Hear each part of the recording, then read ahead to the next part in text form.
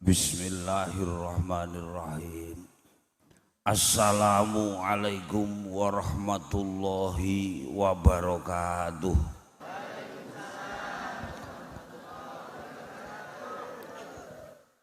Alhamdulillah.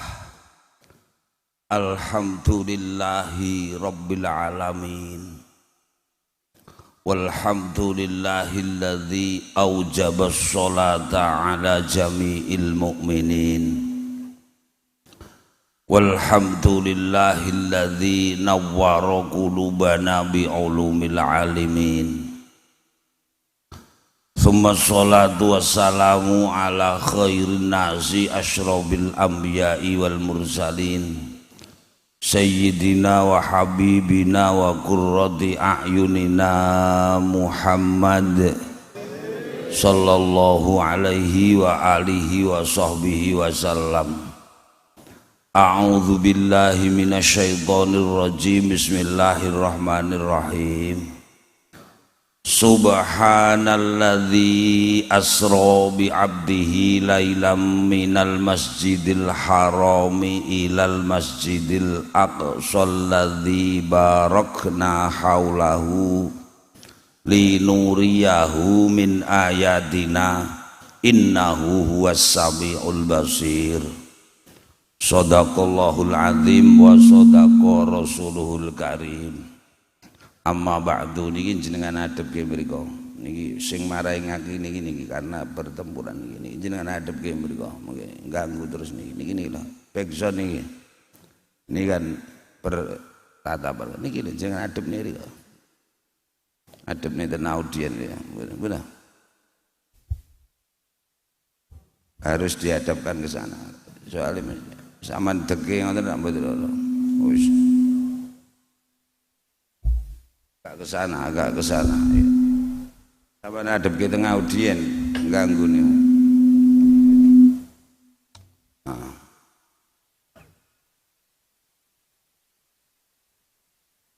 Cek darak sekejo tau. Sorry ya. Kunjuk dumateng sang yaning para sesepuh, para bini sepuh lan sedaya piyantun sepuh ingkang kasdurawuh wonten ing parepatan pengaosan Isra Mi'raj ingkang manggen wonten ing masjid ingkang sanget megah lan sae, Masjid Al-Falah Beji nggih. Ingkang estu para bini sepuh sedaya ingkang kawula mulyakaken. Bektos kula, takzim kula, hormat kula ugi kula aturaken dumateng sedaya para kiai, para alim, sederek-sederek ustad, sederek-sederek imam lan sedaya pangarsa agami, khususe Mbah Mudin Beji. Mriki niki enten pejabat jenenge Mudin napa mboten? Alhamdulillah, mergo Mudin niku Imamuddin, pemimpin ing agama ingkang kawula hormati. Pangembating praja satriyaning negari, pimpinan wilayah Desa Beji, Mbah Lurah, pundi Mbah Lurahe? Pak Carik, sedaya perangkat Desa Beji ingkang kawula taati. Konco-konco saking forum pimpinan kecamatan Boyolangu. Lah kula niki ngen kula Beji iki kelurahan Pak. Boyolangu iki roh kula kidul mriku. Bae mriki kok desa sik melok Boyolangu. Mugi-mugi tambah barokah. Dipun tepangaken jeneng kula Kasanun. Sami kenal nggih? Sinten Bu? Ampun nyawong tuwek jangkar. Makdi barang ngono ya rada. Nggih. Jeneng kula Kasanun nyun sewu Pak Yai, kula niki ado-ado ing Ponorogo timbang nambahi dosa kula tak bares mawon nggih. jeneng kula Kasanun, kula niki sanes kiai sing kaya jenengan bayangke. Kula duwe santri kathah, kula di pondok gedhe mboten, santri kula murad marid. Bares mawon kula niki diceluk kiai mergo omah kula niku ya kelet kalih masjid ngeten niki. Lek pas ten griya wayahe salat kula ken ngimami kalih tangga-tangga niku. Lah kok terus tangga-tangga niku nyeluk kula niku kiai. Ah kula ya mendel mawon wong sajake ya menguntungkan.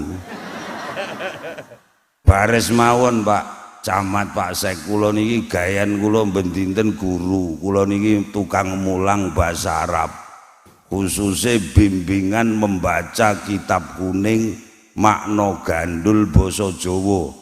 Itu nama sebuah mata kuliah di jurusan pendidikan bahasa Arab ten YIN Ponorogo. Bares mawon kula niki dosen wis pol senior aku iki. Senior ki artine tuwek mbode.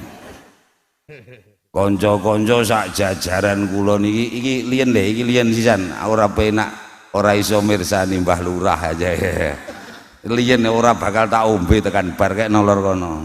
Ngene tukang son. Halo, assalamualaikum. Nyun sewu, ben kula ki aja ndredeg, ben kula ki aja wedi. Upama lho niki. Petung penak-penakan dalu niki sing sami rawuh niki upama tak anggap mahasiswi ngoten ra nggih purun nggih. Lah wong mahasiswa kok kempong kirot kaya ngono apa ya eneng. Mugi-mugi tambah barokah, Allahumma amin. Halo, assalamualaikum. Nyun sewu sing sami rawuh niki sedaya mawon tiyang sing iman nggih. Alhamdulillah, Allahumma amin. Mergo sing ajeng kula aturke niki nyuwun sewu barang gaib. Gaib niku tegese ora kenek didelok nganggo mripat. Ning nyoto diarani nyoto mergo sedaya tiyang sejatosipun nglampahi lakon Isra Mi'raj niki. Ning sok-sok mboten genah ngoten lho nggih. Lho gaibe pripun crita Isra Mi'raj niki nyuwun sewu. Kula niki lek ning YIN kan dikei gelar ahli dalam ilmu bahasa Arab Pak Yai. Maksudnya kula iki sampean ben rojok percaya ngono wong sing ngomong wong ahli. Tembung Isra niku nyuwun sewu kata dasar cara wong Jawane tembung linggone niku dari kata king tembung saro. Saro niku artine mlampah wekdal dalu ning mlaku dhewe. Ning basa Arab ning lek ditambahi biziyadatil hamzati fil awal, ditambah hamzah ning ngarep, tembung Arab niku dadine malih dadi asro. Asro niku artinya menjalankan. Subhanalladzi moho suci zat Gusti Allah. Halo, assalamualaikum. Gusti Allah ki ora nggur moho suci, Bu. Pak. Gusti Allah moho sembarang kalir, moho sugih, moho pinter, moho adil, moho wicaksana. Poe moho sembarang kalir. Mulakno sampeyan wong beji jamaah al-falah mriki kok sing krasa kurang sugih, mergo saiki wong ora kurang gresah perkara kurang sugih to. Aja njaluk nyang sapa-sapa, njaluka nyang subhanalladzi moho suci zat Gusti Allah. Nggih. Wis to sampean sambat napa mawon ndak ada sing jegos ning donya niki sak liyane Gusti Allah. Ngoten lho nggih. Nyun sewu ngomong lek karo santri ngenten iki penak mawon wong wis wong iman, wong percaya. Subhanalladzi moho suci zat Gusti Allah asra ingkang sampun nindakaken yang sudah menjalankan sing wis nglakok nih nyun sewu umpama lho benjing-enjing niku tangga sampeyan crita ngeten aku mau bengi mlaku dilakokne karo sing kuwasa sangka Masjid Al-Falah Beji terus mampir Masjid Jamik Tulungagung terus neng Masjid Sunan Ngampel Surabaya terus nyang Masjid Istiqlal Jakarta terus neng Masjid Baitur Rahman Banda Aceh terus nyang Masjid Haram neng Mekah terus mampir sedelut neng Masjid Nabawi Madinah terus aku rung subuh mang wis teko Al-Falah neh kene upama sesuk ki tangga sampean crita ngoten pripun mesti wong Beji mesti jawane tokno ae kuwi sesuk wayahe mbayar bank ra ngono ta dianggep wong lamun nggih mboten pun lek kula dalu niki matur basa Al-Qur'an niku pancen rada angel dipahami mumpung cethuk wong desa kaya kula mbok ayo matur basa Beji basa Ponorogo gek ben ndang paham ngoten nggih nggih sing dilakokne gaib ning nyata kaya ngoten niku mboten mandhak Kunjeng Nabi wong sak lumahing bumi kureping langit klebu kula jenengan sedaya niki lho nyun sewu mlaku ning donya unak-unuk ngantek meh 70 taun ngene iki ora krana nyun sewu kula mlaku dhewe jenengan tindak piyambak mboten sedaya menungso niki termasuk Kanjeng Nabi melampah ten donya niki mergo dilampahke karo Gusti. Lah lek sing nglampahne sing Maha Kuwasa apa sing ora mungkin? Halo, assalamualaikum.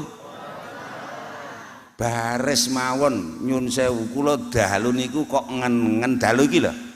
Pengin bercita-cita kula ke pengin mlaku rene gek terus lungguh ngaji ning kene babar pisan. Kowe tak omongi, aku lho ora kepengin blas ngaji ning kene iki bengi iki. Lah kok dalu niki lantaran Pak Yai kula dilakok-lakokne kalih Gusti Allah mulai jam 5 sonten gek terus sakniki dilakokne dilunggone ning kene remangsamu ngene iki karepku ngono remangsamu.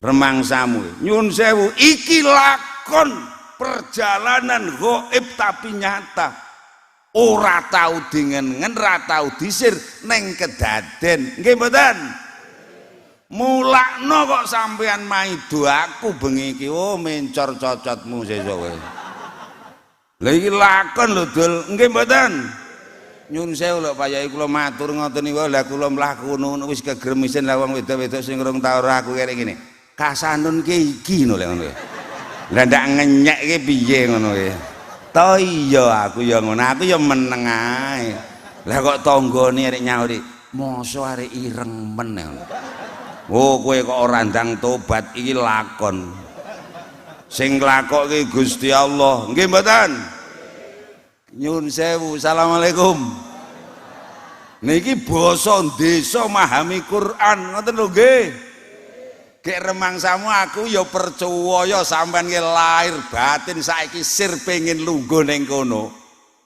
Eleh bel-bel. Lek cara ngene sampean jenengan sedaya 1 2 3 4 5 nembuh pira wonge atine karepe ya niki ya ora kok lungguh ning kono. Ya ning ngarep TV utawa mbukai TikTok. Nggih mboten? Alhamdulillah lakon gaib ning nyoto jenengan ditindakke karo Gusti Allah tilenggahne enten riki. Mugi-mugi pinarak panjenengan mriku tindak panjenengan enten mriki kula lenggah ning riki kaya tindake Kanjeng Nabi Isra Mi'raj sing sepisan tindak sing kepenak Allahumma nomor loro tindak sing cepet Allahumma nomor loro tindak sing slamet nomor 4 tindak sing barokah penakno kono ya yu lho kuwi lakon lho nggih Mula wong lek iman tenan sing sepisan ora gampang maido wong liya. Sing nomor loro ya ora gampang ngelokke, sing nomor telu ora gampang ngrasani, sing nomor papat ora gampang gresah, ora gampang susah. Mergo urip iki lakon udu karepe awake dhewe. Kabeh sing ngersakne subhanalladzi maha suci Gusti Allah asra ingkang sampun nindak-nindakaken. Halo, assalamualaikum. Wis tak pol nih pisan saiki nyun sewu. Iki sing sami rawuh iki sedaya kabeh ya asale ngono ngacilik ya bodho kelahiran kiwa tengen beji mriki. Tenane. Masa kabeh wong kelahiran kene dobos kowe. Eneng to sing asale kelahiran kok campur darat mriko. Eneng sing asale kok Tulungagung Ngantru ana. Eneng sing asale saka Gondang mriko. Lah nyapa arek bodho saiki gawe omah ntritik ning kene iki. Sapa mong melok bojo kowe, Mang? Nggonmu kono ndek ning wong lanang ganteng to yu. Nyun sewu, awake dhewe lahir ning donya ra tau ngen-ngen sampeyan nganti tekan Joko wis rada gedhi, perawan wis rada gedhi, ora tau ngen-ngen ajeng asta dalem gawe omah ning kene. Ning alhamdulillahi rabbil alamin. Kalian Gusti Allah ditindakne jenengan tincepne enten mriki. Kula tincepne ten Mlarak Ponorogo. Muga-muga tindake ning donya niki tindak sing kepenak, cepet, selamat, wilujeng. Allahumma. Lho, garek kowe arep maido to ngono iki. Nggih mboten? Ya ngene remangsamu, yo penak dadi kiai diwawal diunggahne. Jajal kene apa lho bisane jane. Ngene sedina utawa lek sinau ya ora leren adekno. Remangsamu nyuwun saya Pak Polisi kur nggih contoh. Remangsamu dadi polisi ngono ya penak. Yo, yahene bature srandalan nyeker sepahaton kenceng. Nggih mboten?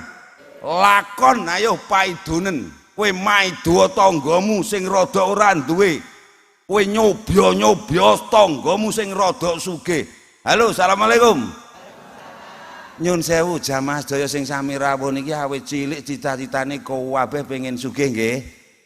Amin. Allahumma gek bendu inten nggih sami makarya nyambut gawe mumpeng ngoten nggih. Gek nyun sewu ngono ki nyatane piye?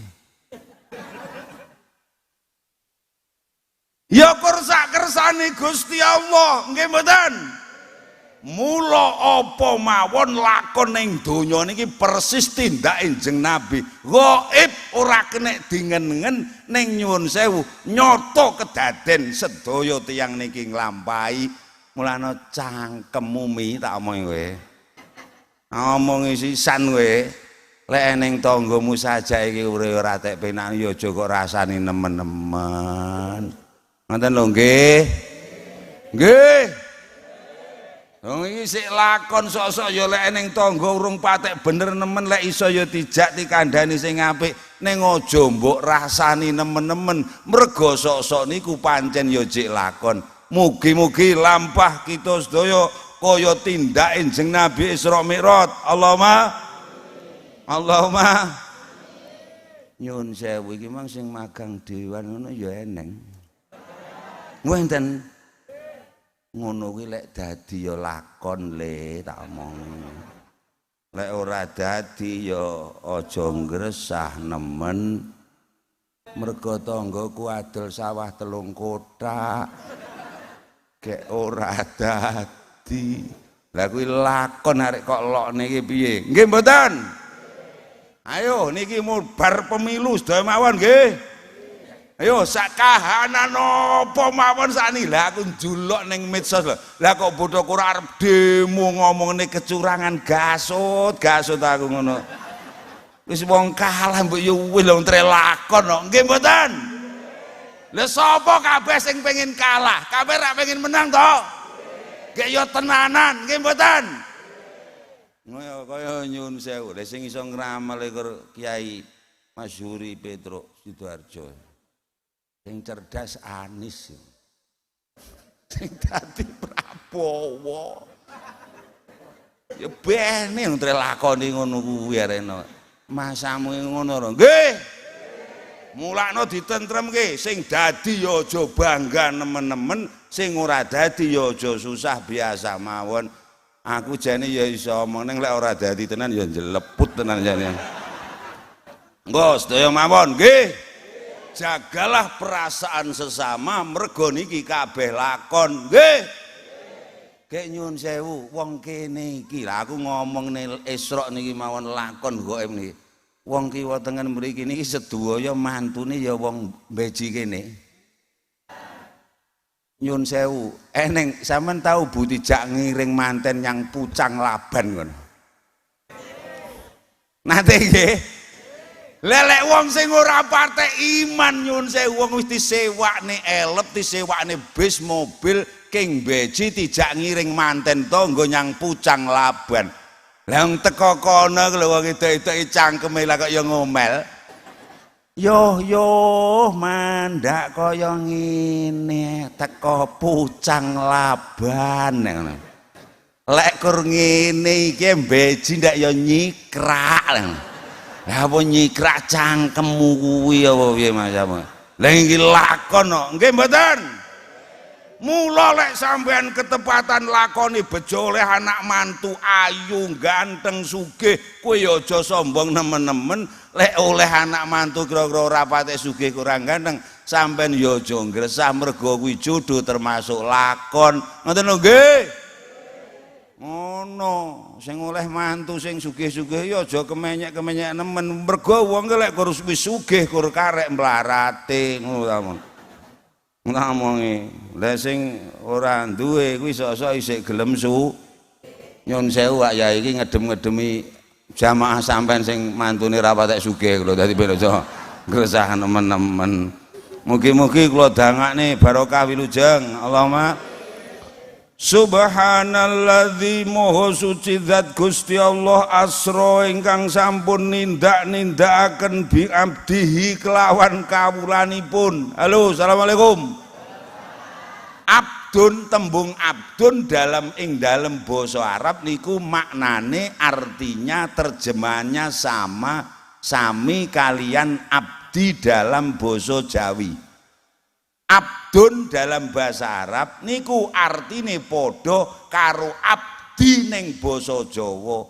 Abdi niku artine kawula, kawula niku pembantu, pembantu niku prewang, prewang niku buruh. Paham sedaya mawon nggih? Nggih.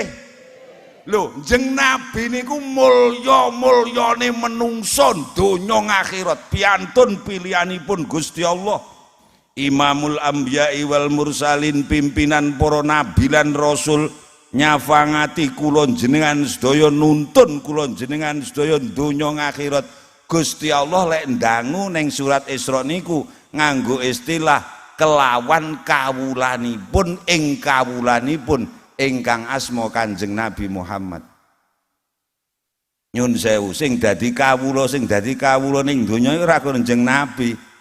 Kula jenengan sedaya iki lho wong sak beji, wong sak donya langu, wong sak tulungaga, wong sak donya iki dilakokke karo Gusti Allah kon urip ning donya iki bares mawon pengumuman ora kon dadi benda. Ora kon dadi benda. Kon ora kon dadi tuan, ora kon dadi bendoro. Ning awake dhewe ken dados kawulanipun Gusti. Artine ya buruh, ya prewang, ya pembantu. Nyun sewu lho ngene iki sing barakane sekcam, sing barakane lurah, nyun sewu kur nggih contoh Pak Dewan, Pak Polisi, Pak Yai. Ngono iso saiki. Iki Kiai Koclok apa piye ra ngono.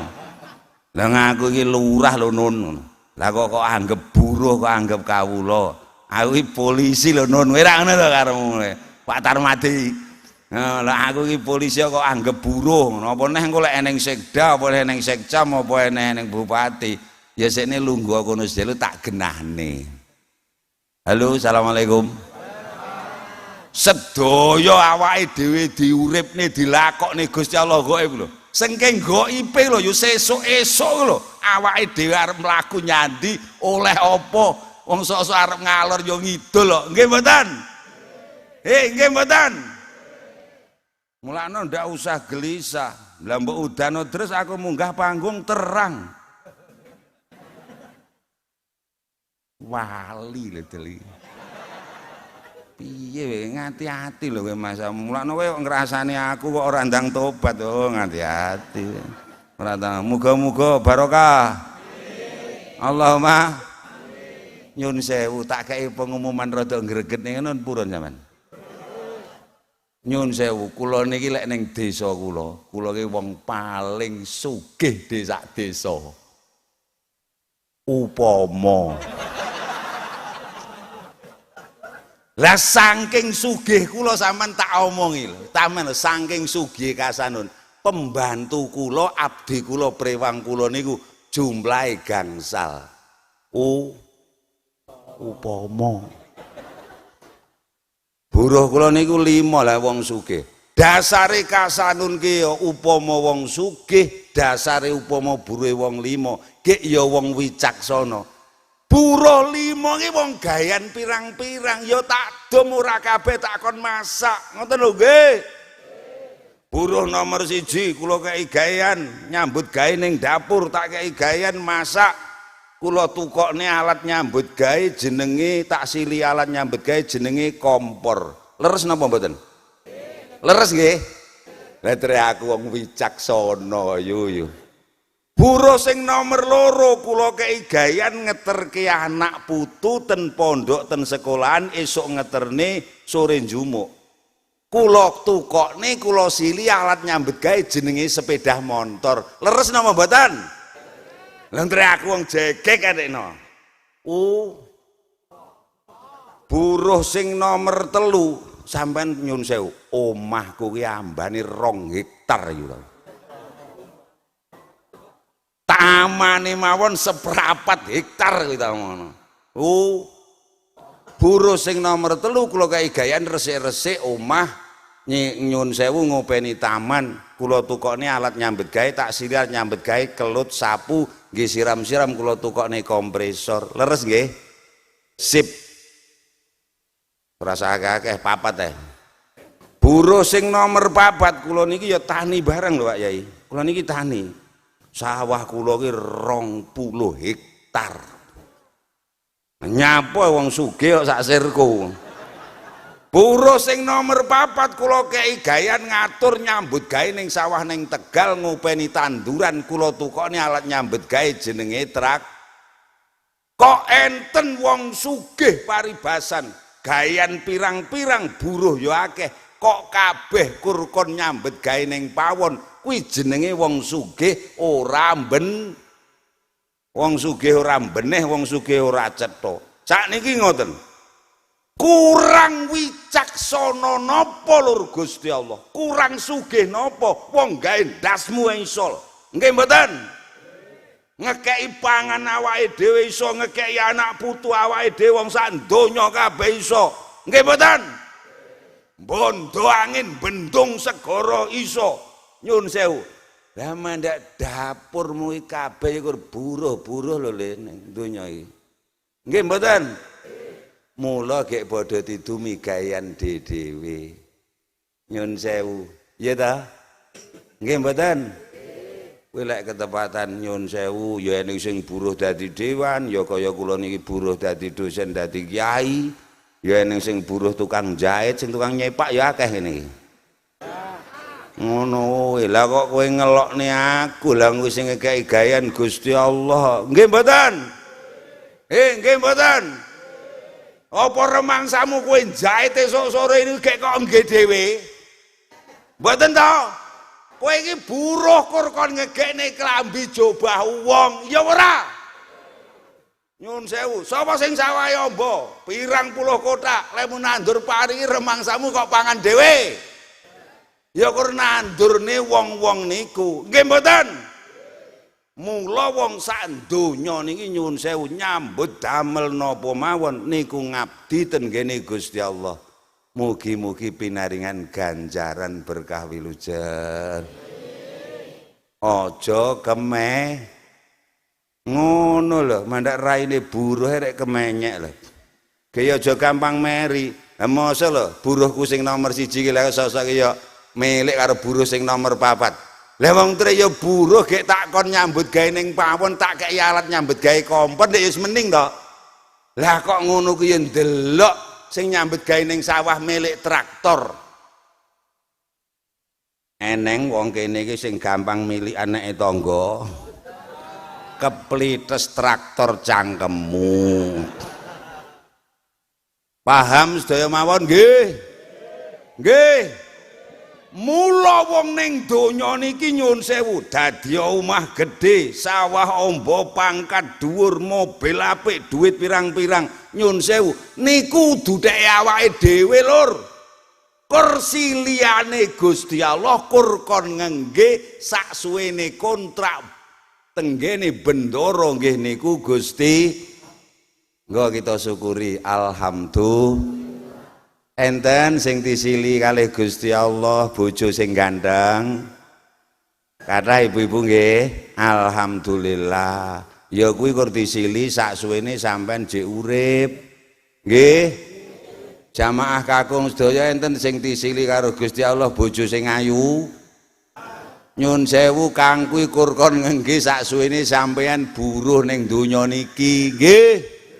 Enten sing disili omah gedhe magrong-magrong, eneng sing disili sawah sing amba, tegal sing amba, dagangan sing akeh. Kuwi kur kon ngatur, kur kon ngengge sak suwene awake dhewe kontrak ten donya. Buruh papat lho, kula ya kontrak iki ya rena-rena to. Buruh nomor 1 iki kontrake 2 tahun sing ning pawon kuwi. Buruh nomor 2 iki 3 tahun, ana sing 4 tahun, ana sing 5 tahun. Halo, assalamualaikum. Nyun sewu ajeng nyun pirsa gek jenengan kontrak ten donya iki tekan tahun pira? Ora tau ngen-ngen ngoten ta, Budan? Nyun sewu, gaib lakon gaib. Ning nyoto nglakoni kapan tek awake dhewe kontrak kabeh ning sing roh. Muga-muga jamaah niki awet sehat. Panjang yuswa, gampang lenoto anak putu, murah rezeki lahir batin, pinaringan wilujeng donya akhirat. Allahumma. Ora penting dadi buruh apa ora penting, ning nyuwun sewu sedaya manut kalih sing maha kuwasa nggih niku Gusti. Pengen uripe penak slamet ngoten nggih, kaya tindake Kanjeng Nabi nggih. Nyun sewu, nyun ngapunten, nyun sewu sepindah malih nyun ngapunten tindake Kanjeng Nabi niki subhanalladzi maha suci zat Gusti Allah asra ingkang sampun nglampahaken bi abdihi kelawan kawulanipun ingkang asma Kanjeng Nabi lailan. Halo, assalamualaikum. Ngaji penak-penan lailun, lailan, laili, laila kuwi artine dalu. Eneng cah kene sing artine jenenge Laila ngene ten. Ya kuwi artine laire bengi kuwi. Laili, ngene iku bengi, nggih. Eneng jenenge iki eneng penyanyi iki jenenge Ida Laila. Ida Laila kuwi cara jumlah kalimat ora sempurna. Ida Laila lek bengi, ngono kuwi ora jelas. Jeneng kok lek bengi. Wong iki sik urip apa mati saiki. Ngono terus tak tambahi Idza laila dzalamun aku ngono. Lek bengi kuwi peteng mulane Idza laila iki ora pati ayu wong mergo peteng. Mugi-mugi barokah Allahumma. Iki editen lek kok rekam bahaya lek krungu wonge. Halo, assalamualaikum. Tindake Kanjeng Nabi niki wekdal dalu kula jenengan sedaya ditindakne ning donya iki persis tindake Kanjeng Nabi. Kaya wong mlaku ning wayah bengi. Bengi niku watake peteng, sing sepisan pokoke lek bengi niku disifati ngangge peteng. The night is dark. Omonge wong Boyolangu. Malam itu wataknya adalah Lah iya tiba itu ki wong kiai piye lho, wong donya padange kono diomongne peteng. Lah mulane ya lungguh kono sedelut ben padha genah. Nggih. Nggih. Padang donya iki sebabe enten telu. Sepisan donya iki ketok padang mergo mripat jek awas. Nomor loro bengi iki padhang mergo enten bulan, enten lintang, enten listrik. Sesuk-esuk padhang mergo enten srengenge. Nggih mboten? Wong mlaku ning donya kok kur ngendelne awase mripat, bentere listrik, padange srengenge. Gak bakal slamet apa neh cepet. Contoh, aku iki masih tuwek yo, mataku awas. Tenan aku maca tulisan cilik-cilik sik roh aku. Ngene wong wedok ayu setengah ayu kurang ayune aku jelas tak wong ngono. Mataku jawas. Gek ya sakniki listrike ya padhang nggih mboten. Kasanun bengi iki mlaku-mlaku dilakokne Gusti Allah kok para raga nyang Tulungagung nyang Beji. Lah jenenge ning Beji lho Pak. Sekjam. Lah kok ning kene wong wedok arek ayu-ayune kaya ngene. Gek mataku jek awas rek jelas to. Ploro ana nun nganggo matamu sing awas. Lek ning wong wedok ayu.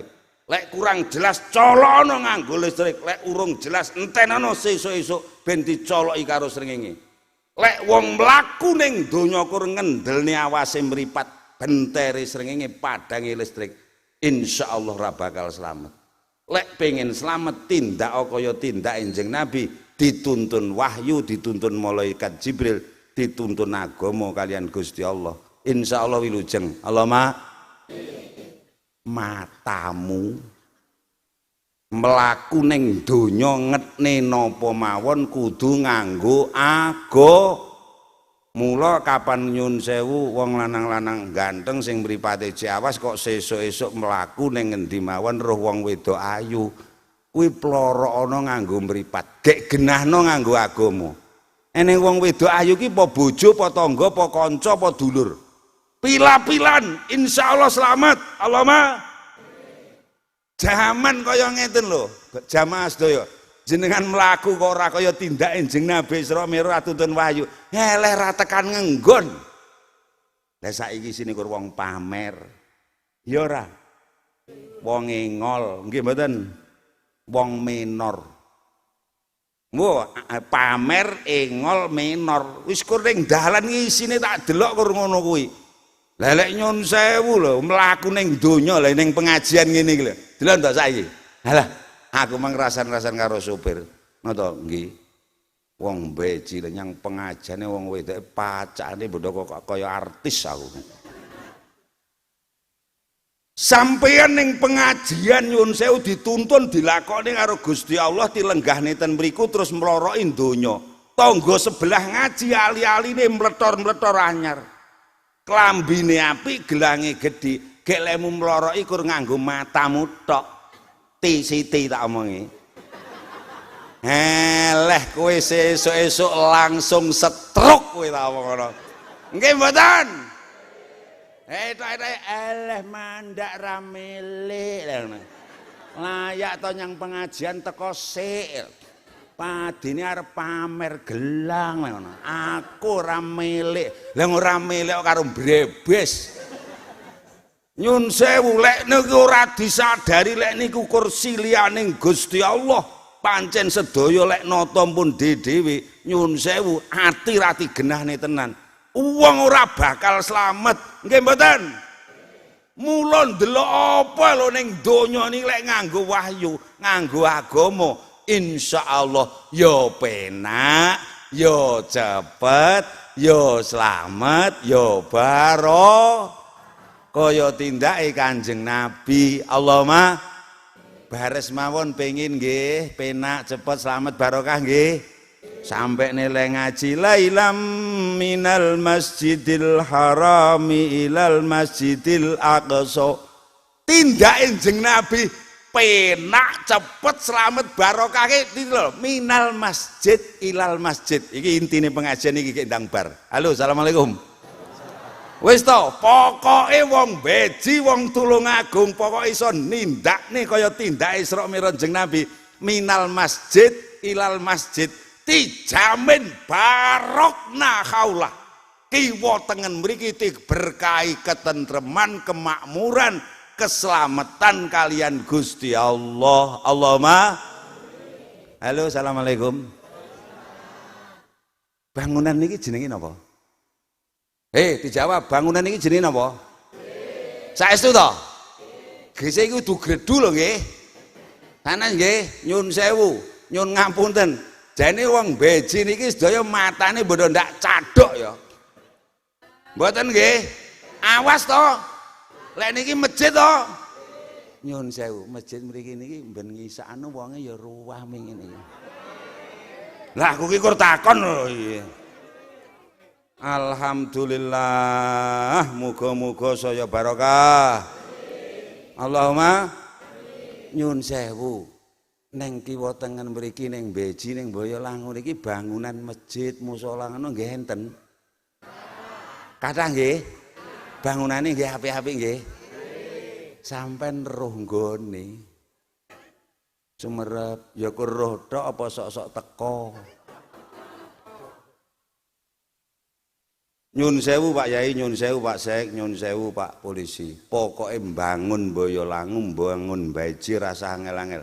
Pengen penak barokah selamat donya akhirat minal masjid ilal masjid. Lambange agama nggo loro, siji masjid loro musala. Pokoke masjide apik, musolane mening nggih jamaah, nggih kegiatan agama. Dijanji karo Gusti Allah barokah kaulah kiwa tengen mriki berkahi keapian, kemakmuran, keselamatan karo Gusti Allah.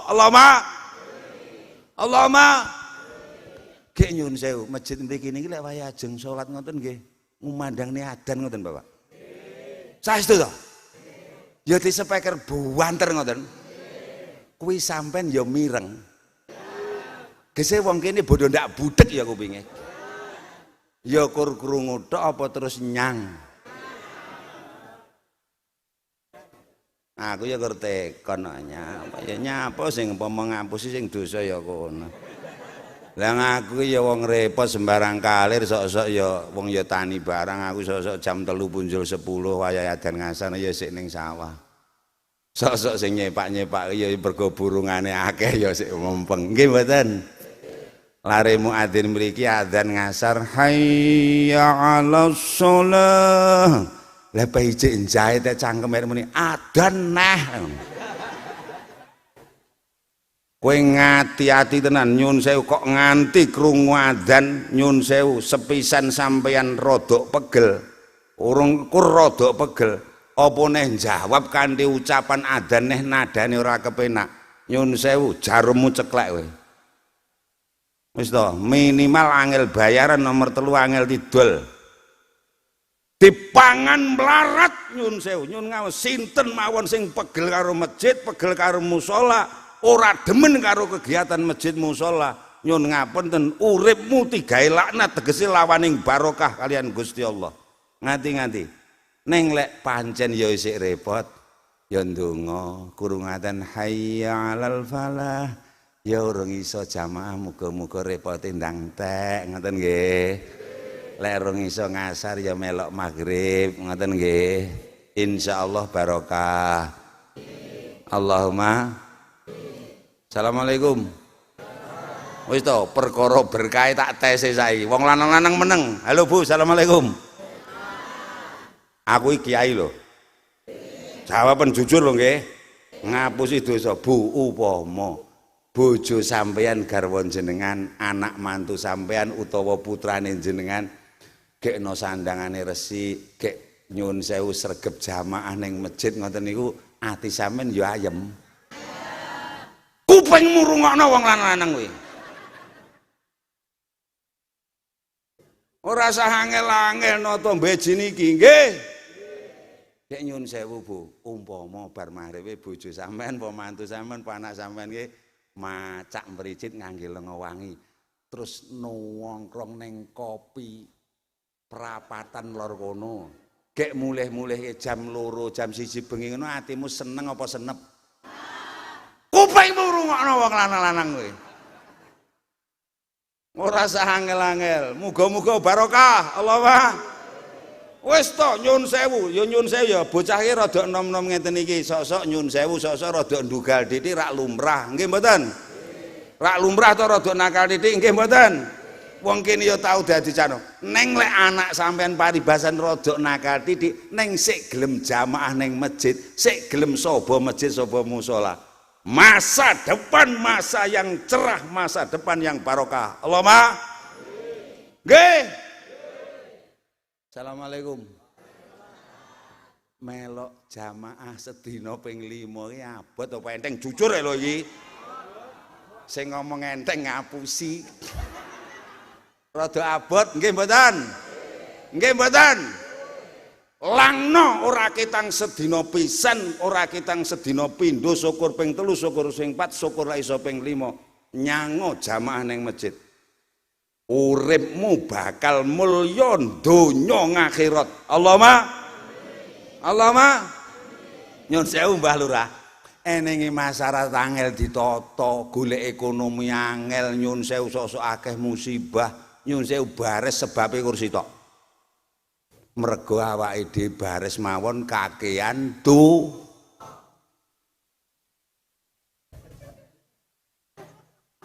Lah wong dosa saiki isine disampar, disandung, tindhet, digendong, dikasak, dikeloni awan bengi lho. Iya iki lho. Zaman saiki kan zaman iki lho, iki sing marahi dosa ora setan gepeng iki to jenenge. Setan gepeng ini. Yo. Jajal wong sakmene kae iki ngacungo, sapa sing rumangsa ndak ndek dosa ngono ya. Lah ora masa mulai kiai dosen esuk sore ngaji ngeten iki kula sak ingat jam 7 itu ngajar, Pak. Kon sore ngajar mangkare ini. Remangsamu kaya aku ndak ndek dosa. Dosaku akeh, Kang. Apane sing ora kiai kaya baramu kuwi. Nyun sewu lho, nyun sewu sedaya ora komitmen, artinya kita bertekad sedaya sareng nyun sewu lantaran barokah Isra Mi'raj niki kan muga-muga urip tambah ayem, tambah penak, tambah sae ngoten nggih. Lah isih akeh dosa ya angel upama mumpung panggih gek kula dudohi carane ngresiki dosa bendina ngoten purun nggih. Ikhlas saestu nggih. Bismillahirrahmanirrahim. Jeung Nabi dawuh idza kabbara nalikane wis maca takbiratul ihram sapa al ngabdu kawula li sholati kanggo nglakoni salat bil jamaati sartaning berjamaah kala mongko nuli dawuh sinten Allahu Gusti Allah taala oleh dawuh Gusti Allah teng sinten lil malaikati maring para malaikat dawuhe Gusti Allah teng malaikat pripun ya malaikatihi malaikat ingsun irfa ngangkato sira irfa mbuang sira irfa ngilangno sira dzunuba abding pira-pira dosane kawula ingsun hatta ya budu saengga nyembah salat sapa kawula ni ing ingsun Gusti Allah tahiron kalih suci. Alhamdulillah. Pun nyun sewu sedaya sepakat lek upama awake dhewe areng ngresiki dosa yo lek ngenteni sok poso. Halo, assalamualaikum. Iya lek sok poso ki kontrake ijik. Nggih mboten? Umpama areng ngresiki dosa ngenteni lek arep zakat, apa zakat taek. Wong mlecing-mlecinge bodho kaya ngono. Nggih mboten? Upama nyabur dosa ngenteni haji, saiki haji ki mbayare ya larang, daftare ya suwi. Nggih mboten? Krungu adzan maghrib, krungu adzan ngasar, syukur lek sedina ping 5. Allahumma mergo dosa dari waktu ke waktu nyun ngapunten. Krungu adzan hayya 'alas shalah sing paling gampange maghrib nggih mboten. Wis ora ning repot apa-apa, gek do wudu sajadahe digeret ning masjid mriki. Kabaro niku maca takbiratul ihram. Umpama maghrib wau kula nderek jamaah ten mriki. Lagi Allahu Akbar, mbuh dadi imam, mbuh dadi makmum. Gusti Allah langsung bengoki malaikat. Lho jenengan ya maghrib nek paribasane gek kula ya nderek niku maghrib. Allahu Akbar. Gusti Allah langsung bengoki malaikat. Malaikat ingsun. Jawaben to niki kowe aja meneng ae to ngono ya. Ben aja ngantuk kene lek malaikat ingsun. Kalau kasanun cah Ponorogo sak bolone wong beji jamaah masjid Al-Falah salat maghrib jamaah. Dosane kasanun sing gadel mulai delamaan tekan bun-bunan wit bayi cenger mbiyen sak bolone wong beji sing melok salat jamaah angkaten guaan yang langit.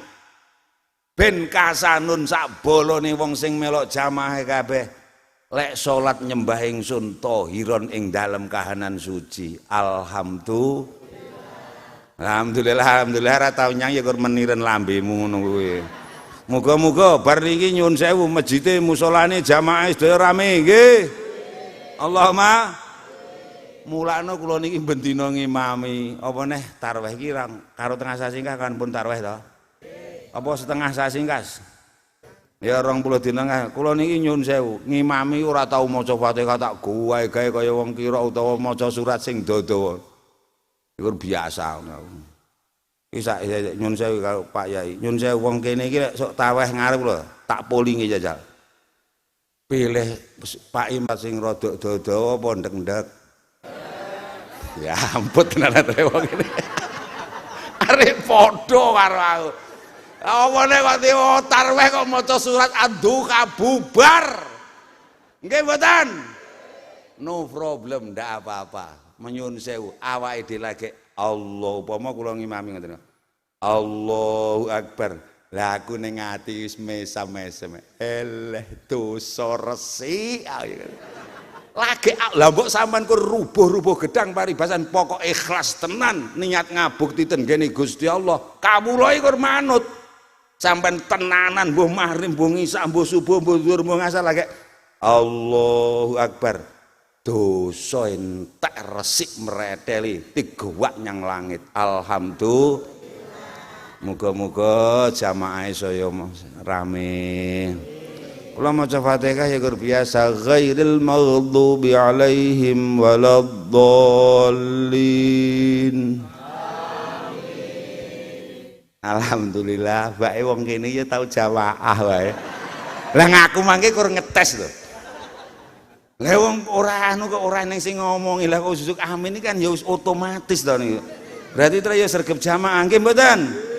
Lah lek sing meneng nang tra ora tau nyang dadi ya ora beda wong tahlilan ki lek ora tau teko apa ya iso nyaut teko arang kadhing nggih mboten? Alhamdulillah Mbah Lurah rakyat sampean lah kok layak to wonge ganteng-ganteng ayu-ayu kek wong tentu lah tra bodo sregep jamaah areno alhamdulillah. Ghairil maghdubi alaihim waladdallin. Taek palsu.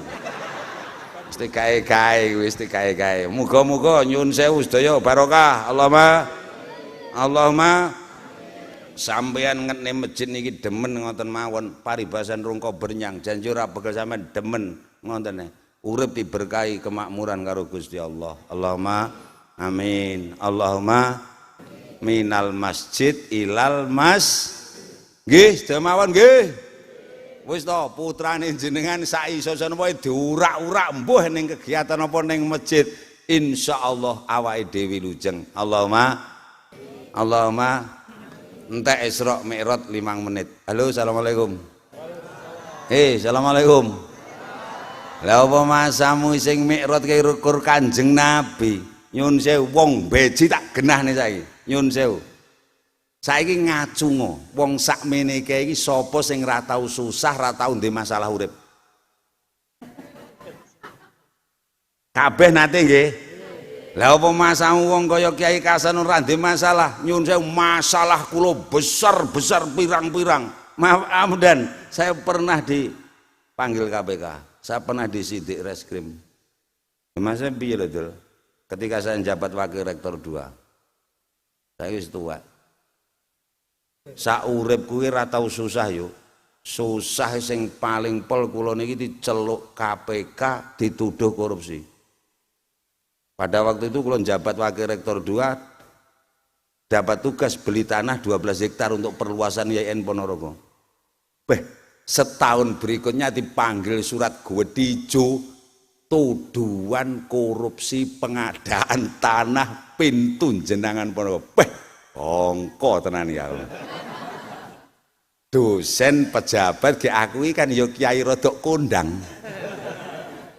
Lah kok diwirangke kula diuji karo Gusti Allah masalah sing gede. Jeneng Nabi sak derenge Isra Mi'raj lur. Eneng taun jenenge Ngamul Husni, taun susah. Bojo garwa sedo bapa paman sing nglabuhi Kanjeng Nabi sedo, wong Quraisy kabeh wong kafir musuhi, susah pol. Sing tau susah ra kok sampean. Ngono nggih. Kabeh wong tau susah, ning lek tre susah aja omong wong liya. Ngono tak omono. Iling-ilingen tenan. Ngono to, eling-ilingen tenan wis to. Eleh omong tangga. Nyun sewu, assalamualaikum. Wong beji kene iki lek ning tanggane susah melok susah apa seneng? Nggih mboten. Padha kok upama aku gek piye lho aku diceluk reskrim, diceluk KPK, aku dituduh korupsi. Tanggaku wong sak Ponorogo kabeh nanggap reyok. Tenan syukur. Layak to kasanon ke bolak-balik ganti mobil. Bae tukang korupsi syukur nggih mboten. Niru Kanjeng Nabi nek susah mikrot. Apa mikrot? Suudu minggahipun Kanjeng Nabi la samawati sabingi maring langit sabitu. Tumaila sidratul muntaha nuliur sidratul muntaha niku dhuwur-dhuring dhuwur tumaila mustawa. Apa mungkin awake dhewe arep mikrot? Sapa sing ora mungkin? Wong iki lakon sedaya lakon gaib. Nggih mboten? Nyuwun sewu, as-sholatu tawi salat niku adonga ndonga njaluk nyuwun ngemis lapur. As-sholatu itu suudu nyuwun sewu mikrajul mukmini, mikrate wong mukmin niku salat lek lapur duwe masalah sedaya liwat zikir wirid salat. Nggih. Oi. Ha ngoten niku terus seminggu aja satu minggu sebelumnya niku surat panggilan pun teko. Ben bengi kula mikraj madhep ten Gusti Allah. Omah kula tak omongi klet masjid. Salat hajat, salat tahajud, wirid maca Fatihah. Ben bengi ping 99. Iya kana namung panjenengan duh Gusti nak butuh kula nyembah. Wa iya kalan namung panjenengan nasta'inu kula nyuwun pitulung. Duh Gusti kula mboten tahu korupsi, kira-kira napa salat administrasi mbok kula pun dihukum aku ya ngono batin. Nyuwun ten Gusti Allah. Dina Senin jam 2 panggilan, kula esuk sik ngaji ten PGRI Prigi Watu Limo. Pada waktu itu sik posek hari raya. Lek kula markir mobil kula ke waduh ngono saka Polres Ponorogo. Lah mobilku kan rada dikenal wong.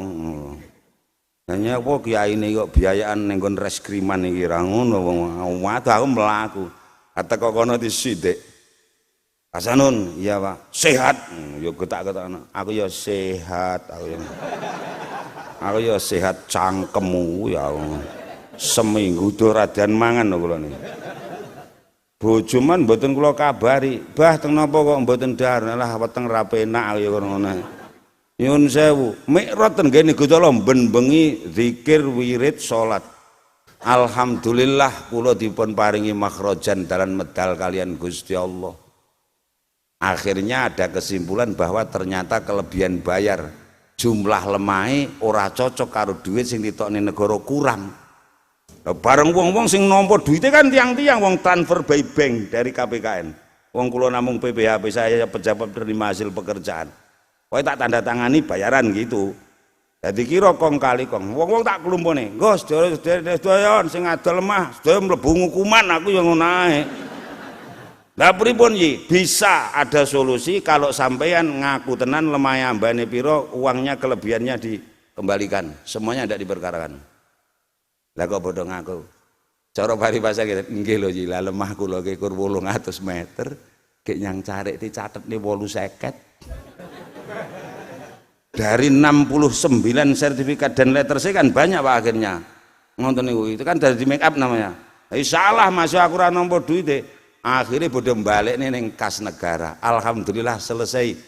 Mergo ditulung kali leh ngadep mikrot. Ndonga kalih Gusti Allah. Ngonten lho nggih. Nggih. Enten ngendi ngaji mawon wis to njaluk apa mawon. Wong kula mbiyen guru pondok. Guru pondok nyun sewu. Kula niku ustaz pondok biyen bayar kula 5.000 mulang. Terus dadi dosen. Wah gek ning kono ning yayane wong barani, wah wong cegek-cegek. Dr. Andes Ali Mas'ud. Heriaman Zainuri wong jan karo ratu kabeh. Gek teko iki ingklik-inklike kasanun tumpak Pespamoh. Aku ra tigape. Eleh padha buruhe aku ngono. Ki lho ngono, dekenganing Gusti Allah ngono, pusat aku ngono. Ayo ben mlebu kampus isine kur mikrot maca Fatihah. Mlebu kampus tak ubengi tenan ya kampus tak ubengi. Pas wayah upacara kan menghendingkan cipta ngoten niku. Wong-wong bodo cekikian aku ya ora maca Fatihah. Iyyaka na'budu wa iyyaka nasta'in. Iyyaka na'budu wa iyyaka nasta'in. Tak bulan-bulan ping 3. Lho Gusti, kula jenenge dadekne pejabat ning lembaga niki aku ngono. Masih aku wong desa. Secara ngakal ora patut. Ngoten lho nggih. Nggih mboten. Mulai 97 terakhir tahun 2019 karena usia 60 ndak boleh jabat. Maka kula njabat terus ya. Aku dadi wong monangan biyen. Ya buruh. Sedaya mawon nyuwun sewu lek ndek masalah nyuwun sewu mikrot madhep tenggene Gusti Allah mlebu masjid mriku nggih. Sing kurang sugih aja nyang kawi. Aku wis tau rono. Tenan kuwi aku wis anu tenan oleh godhonge barang. Nang ngono mergo saya menemani mahasiswa Usuluddin untuk survei ke sana. Tak delok ning kono. Mbah Yai Imam Sujono di sana itu kiai. Anak buahnya Diponegoro sejarah. Lha bodho njaluk sugih rono. Kleru. Mlebu masjid kene lho njaluk sugih ning karo Gusti Allah. Insyaallah dikabulke karo Gusti Allah. Allahumma. Nggih. Lho terakhir lho nyun sewu, mikrot tenan urung suruh ning 3 sasi sabar kon awan mantu gedhen-gedhen. Wis nanggap wayang, nanggap sembuara, wis nyapa wong sugih sak sirku aku. Tuwe ora wis 21 juta nyewa kursi, nyewa mangkok, nyewa. Weh undangan perang-perang ewu kabeh tuh. Lah kok manten meh teko sesuk arep temu mantene lali ora magri omah. Jadi lali ora golek kiai, lali ora golek berjonggo blek lek geger piye aku. Jibek wis mepet waktu sesuk temu manten. Wah ya kelingan, biyen santri-santri akeh sing hafal Quran. Wolo cah hafid-hafidne 10. Ya hafid Kohar, hafid Khazin, hafid sinten wis barakane. Niku wis tuwa ya niki. Ngono niki ya wis pokoke anak buah Yai Nasuhi lah sedaya niku. Tenten napa iki? Lah sesuk arep mantu lho. Kayak lali urung pager-pager rumah, urung mikrot iki. Lah pripun? Nyun tulung dipageri lek mantu aku. Lah napa? Maca ayat kursi aku. Ping pinten sak kesele lambemu aku yo. Bismillahirrahmanirrahim. Wa ing kuntalan lamun ana sapa sira fi makanan ing dalem panggonan au halin utawa kahanan mukhifin kan banget medeni. Fakra mongko becik maca sapa sira ayatul kursi ayat kursi kasiron kelawan akeh. Ning Tulungagung akeh banjir, akeh angin gede, eneng Covid sembarang. Saya ketika Covid itu lek tahlil kula mau ayat kursi ping 21 Pak Yai. Alhamdulillah sak jamaah ora enek sing mati krana Covid iki. Kabeh selamat ngono. Aku ya ora vaksin blas tekan saiki, ya ora bongko tekan saiki. Ya aku bares lek saiki mergo wis bar lek mbiyen. Lah mbiyen ditekoni karo camat iki, tutuk ning kuburan mergo tanggane sing ninggal. Pak Yai pun vaksin. Alhamdulillah sampun ping kalih aku ngono. Lah kok ngapusi? Ora lah kecamate lek tekok goblok kadekno. Pak Yai pun vaksin Covid kan ngono tekone kudune. Lah ora Pak Yai sampun vaksin alhamdulillah pun ping kalih. Wong yang Mekah ping pindho aku saurunge vaksin terus reno. Nek ora ngapusi to.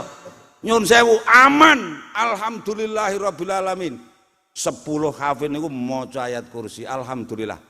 Kursi ribuan, piring ewon, mangkok ewon, jan telasan, mantenan, wayangan, kabeh. Lek cara akal sehat, cara akal menungso, kudune piring sing seket-seket sing pecah. Kursi iki ora ketang 5 kudune sing renyek, sendok kudune ya gelas-gelas sing petang. Lah bareng karo sing nyewakne niku dikelumpukne, sing gumun iki nyun sewu dan satu pun tidak ada piring sing bendet sing pecah ora ning. Mangkok satu pun tidak ada yang retak, sendok sitok pun tidak ada yang hilang. Walaya udulan orang ngebut-ngebutin Gusti Allah apa khifzuma jogo antarane langit lan bumi. Nggih. Lah nyapa wong awake dhewe mikrot ki ngadep munggah ning Gusti Allah liwate salat wirid donga nggih oi ngono lho tak omong ngono sapa sing sambat perkara donya ora usah bingung sapa itu bengi ngene buruan ning Ponorogo cara sing arep magang dewan sing arep magang bupati turunane ning sor beduk Masjid Tegasari mriko utawa sing utange rada akeh-akeh kuwi biasane nek tak delok ya bar ya kayak dalan medal karo Gusti Allah ngoten lho nggih ora usah wedi karo sapa-sapa awake dhewe niki wong awake dhewe ngadep karo Gusti Allah bendina iso insyaallah Isra Mi'raj niku yang penting niku nggih ngoten lho perkara salat 5 waktu jelas bendina kabeh padha nglakoni ning kudu dikuatke betul itu sarana ngadep ten ngene Gusti Allah segala permasalahan wong jenengan rak ngeling niku lho Pak Haji cerita nyata ini memang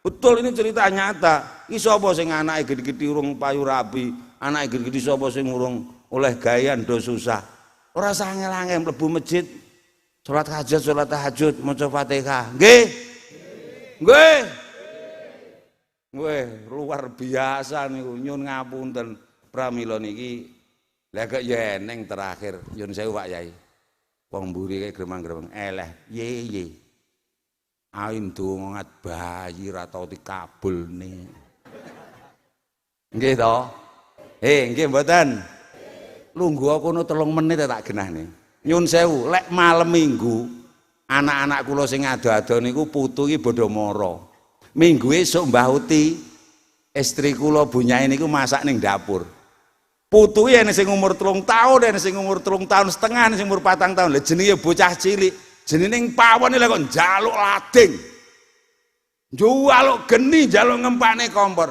untung bunyae kasano niki sing sepisan wong ayu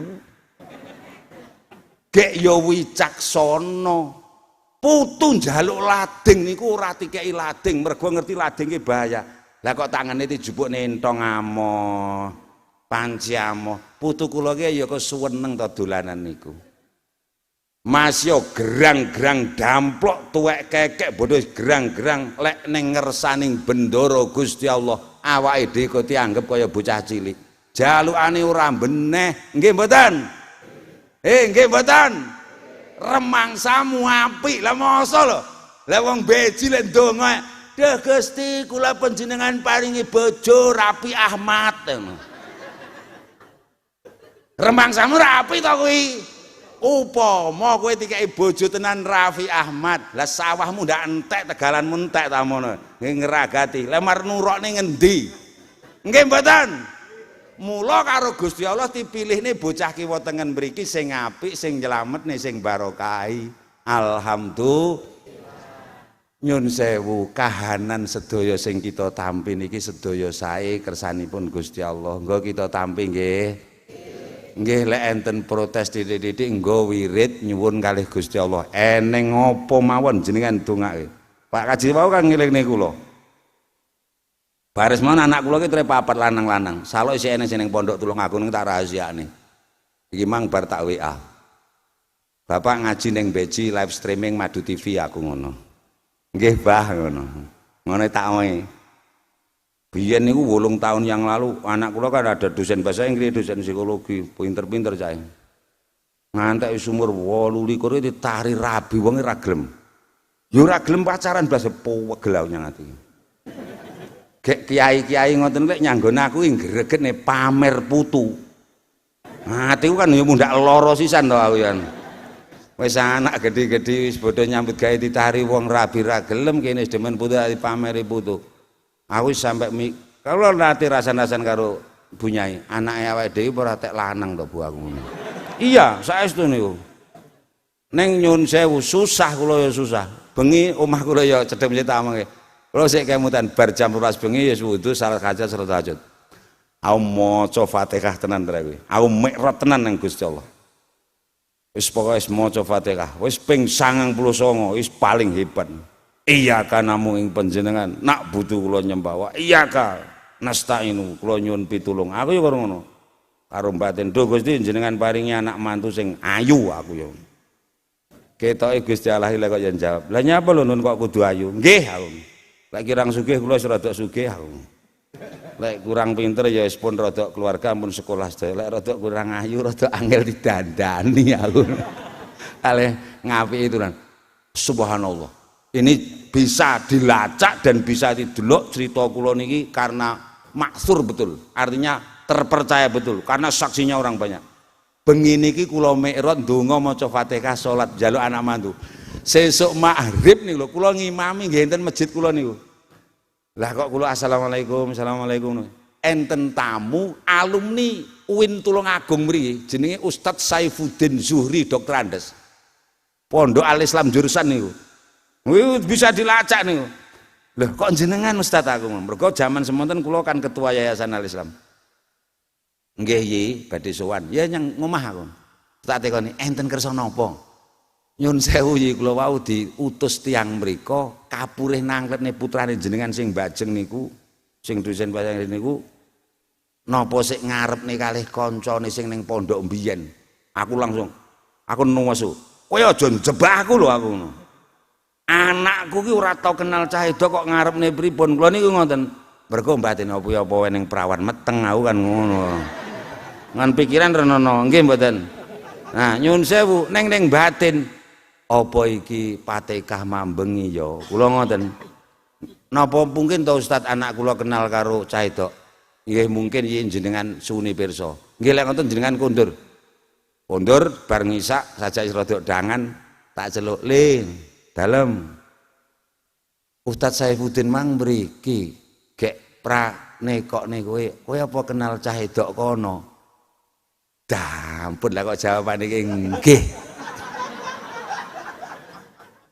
Lah aku ya terus metenteng. Lah karepmu piye aku ngono. Bares mawon Mbah kula niki bares mawon mboten matur karo abahe. Kula ditari rabi kan kanca dosen, kanca kajine kabeh padha ngajak biyen ora gelem. Kula ditari rabi mboten purun niku bares mawon kula sumpah. Pun kadung janji kula mboten ajeng rabi sak lawas urip lan mboten kalih kanca kula ning pondok niku. Aku mbaten lho. Dapure kaya ngopo lho saya. Kok ngantek dinteni kaya ngoten niku nggih. Aku ya alon-alon. Mbok yo oh ngono to. Lek mbok yo dijak rene gek tak tekonane karo abahe ben roh. Nggih. Let 2 minggu niku terus mundurne mobil wis ya njumuk ana anggrok kuwi. Jam-jam 09.00 kula pas rene omah kula diteluk karo bunyai, "Bah enten tamu." Nah aku ya mulih. Lah jenenge aku roh bakal mantuku pisanan ki semaput 2 jam maneh. Saking ayune wong. Pada waktu itu mayoret pondok Al-Islam alumni ngendi kae sarjana UNY mriku. Beh jan kondang, oh Kyai Kasanun mantune bintang biskop. Itu krana Fatihah krana mikrot lho. Halo nyun sewu doe mawon. Nggih. Aja main-main Isra Mi'raj iki nyun sewu. Sampeyan iki dilakoni Gusti Allah ini sing lakoni. Nyapa susah, nyapa maido wong liya. Lek susah ora iso ngatasi. Madhem nyuwun nggih. Lantarane zikir wirid salat. Insyaallah sedaya donga dipun makbulaken Gusti Allah ning dipilihaken ingkang sae. Allahumma innahu sa'tuhune Gusti Allah Subhanahu wa taala as-sami'u maha midanget. Ora usah kuwatir. Kabeh omongan kabeh enten donya niki lakon dimidhangetke Gusti Allah, al-basiru dipirsani Gusti Allah. Nggih. Nggih. Kayak remangsamu aku ngecacingat sore iki pamer ngono. Linuria supaya ingsun Gusti Allah meruhake nduduhake min ayatina saking pira-pira ayat tandha panguwasanipun Gusti Allah. Sampeyan ora tau ngerti lho ning wit sawu ning kono kuwi. Ben dina kok tunggu kok unahan kaya ngono kuwi. Kowe tau ora to modote godhonge dek kapan ngono? Mboten tahu nggih. Barang sepele didudoni culek ning karo Gusti Allah, bendina kok openi kok rabui, mundhake dek kapan mawon ora roh apa neh nasibe awake dhewe. Ngoten lho nggih. Mboten enten sing nuntun kejawi namung subhanalladzi maha suci Gusti Allah. Wong urip rasa angel-angel perkara sugih laras daya takdir wong kabeh nyambet gawe mempeng nggih. Lek pengen selamat donya akhirat salat sing mempeng, donga sing mempeng. Dugi sing kaya ngopo lek ora salat ora tau ning masjid, les ning gunane taek-taek. Wis ngono wis mugi-mugi barokah. Allahumma amin. Manahe ditata sedaya lakon nggih. Niki bar pemilu wis balik apa asale neh nggih. Nyuwun sewu sing wis oleh sangu ya ndang entek-entekno kono bodohan ora usah kok balekne Rita wis panganan kono wis. Sisan ki bodho njaluk ngapura kono. Matur nuwun Pak Dewan wis ngono ae. Muga-muga sedaya mawon nggih. Balik rukun sing dadi kono-kono ya ben dadi Ganjar ya ben dadi Anies ya ben dadi Prabowo ya wis kono sedaya mawon nggih.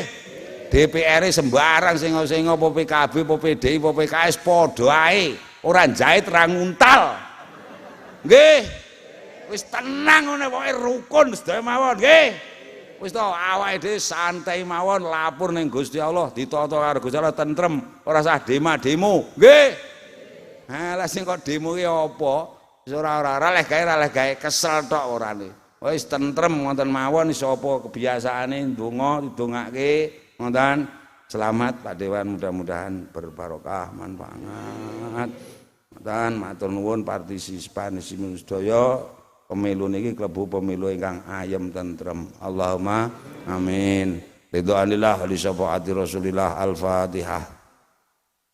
A'udzu billahi minasyaitonir rajim. Bismillahirrahmanirrahim. Alhamdulillahirabbil alamin arrahmanir rahim maliki yaumiddin. Iyyaka na'budu wa iyyaka nasta'in ihdinas siratal mustaqim. Siratal ladzina an'amta 'alaihim ghairil maghdubi 'alaihim waladdallin. Nyun sewu Mbah Lurah, Pak, saya kula niki wis tuwek. Dadi ngomongi saking semangate kerep kleru. Saya ya natoni manah sampean ning ora enten tujuan napa-napa. Mbok lek enten sajae kula luput, kula nyuwun ngapunten nggih. Saestu kula nyuwun ngapunten nggih. Matur nuwun. Allahumma sholli ala sayyidina Muhammad wa ala ali sayyidina Muhammad sayyidil awwalin wal akhirin wa sallim wa radhiyallahu ta'ala an kulli sahabati Rasulillah ajma'in walhamdulillahi rabbil alamin. Allahumma ya Allah ij'alna wa auladana wa dzurriyyatana wa jama'atana wa khususan man hadara hadza majlis wa umuman min ahli beji sedaya min ahlil ilmi wa ahlil khair wa ahlil ibadah wa ahlis sholah wa ahlil ghina wa ahlil jah wa ahlis salamah summa ahlil jannah. Ya Allah tawil a'marana wa sahih ajsadana ahsin a'malana wa wasi' arzaqana ilal khairi qaribna wa anis syarri ba'idna. Jenengan aminaken saestu.